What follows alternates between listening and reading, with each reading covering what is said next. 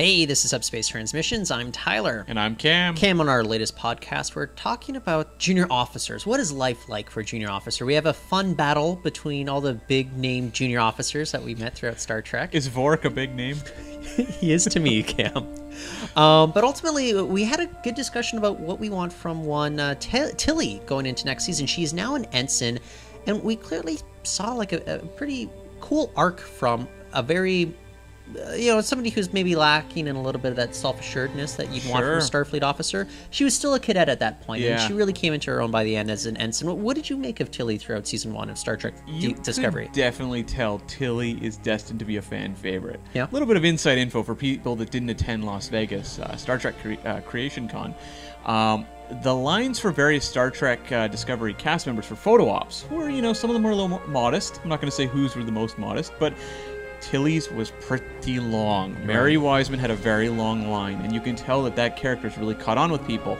It's the F-bombs, right, Cam? I think that's part of it. I'm glad you brought that up, because Tilly gets the moments that feel outside, like they feel new. They feel outside of the norm for Star Trek. Yeah. And it's a lot of fun to watch a character geek out about being essentially on Star Trek. Yeah. And see, a lot of that arc is, first off, being kind of like a Barclay figure, a little bit too, ill-confident and kind of like unable to just be comfortable in her surroundings, to growing into a member of the crew who's really highly capable and brings a lot to the table just as a Starfleet member. I think it would have been a little bit tiring to watch a Barclay kind of figure week in, week out, but I think they actually tapped into something really interesting with Tilly here. It's almost as if she is kind of the audience surrogate to a certain degree. Right. And I think she's also a lot more human, a lot more relatable than, say, the gentleman who's literally getting implants, cybernetic implants in him, or else, I don't know, have you ever been a mutineer, Cam?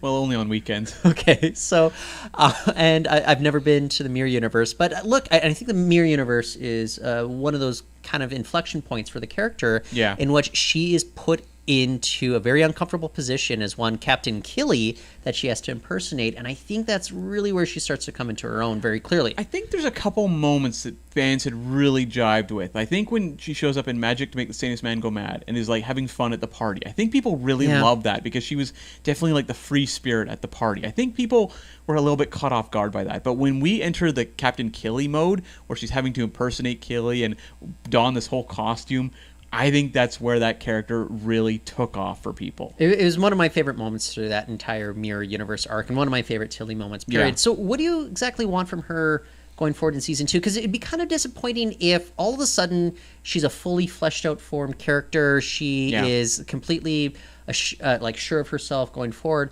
Where do we go in Season 2 where it's not just going to be kind of derivative of what we already journeyed through in Season 1? Well, we saw early on she talked about how she wanted to become a captain. And that's a long road for Tilly. I like that they start her at a very early point where she's not well-formed as a Starfleet member. And so I really do think over the course of these seasons, we're going to see her iron out her Starfleet persona and figure out where she belongs in the grander scheme of things. So I'm looking forward to her developing more as an important member of this crew, and just to see, hopefully, now that Discovery is at least for a little bit settled into exactly what this crew is and what they're doing, because so far that's been pretty up in the air with the whole war scenario. Yeah. I'd like to see Tilly performing like your typical Star Trek crew member, where they have weekly missions to some degree. I know there's going to be an arc, but I want to see Tilly performing in a at least normally well-functioning Starfleet ship. The thing that makes Star Trek really good is you get to see really smart people be really good at their jobs, be really competent, but I think it also makes it more relatable if we see them fumble every once in a while. Definitely. Which we got to see occasionally, even on TNG. Yeah. For her, I anticipate she's going to be spending a lot of time in the engineering room, and I think there's a lot of opportunities for her.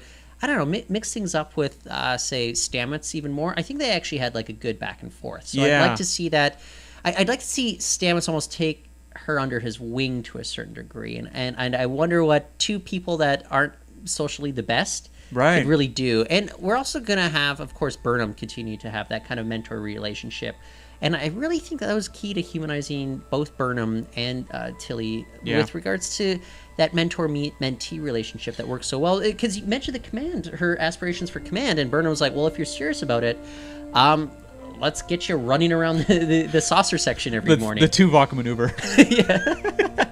Yeah, exactly. I mean, we saw, though, that Burnham realized that, no, there's multiple ways to get to the captain's chair. Like, don't just follow Burnham's path or, the Giorgio path or whatever.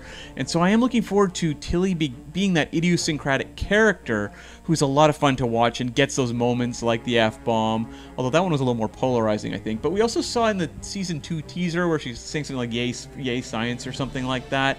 Like, those moments that feel like they kind of belong outside of Star Trek, but they're so much fun and they make great catchphrases. I want to see more of those sorts of things, but tied into becoming a comfortable professional. How do you think she's going to respond to a commanding officer like one Christopher Pike versus a Gabriel Lorca?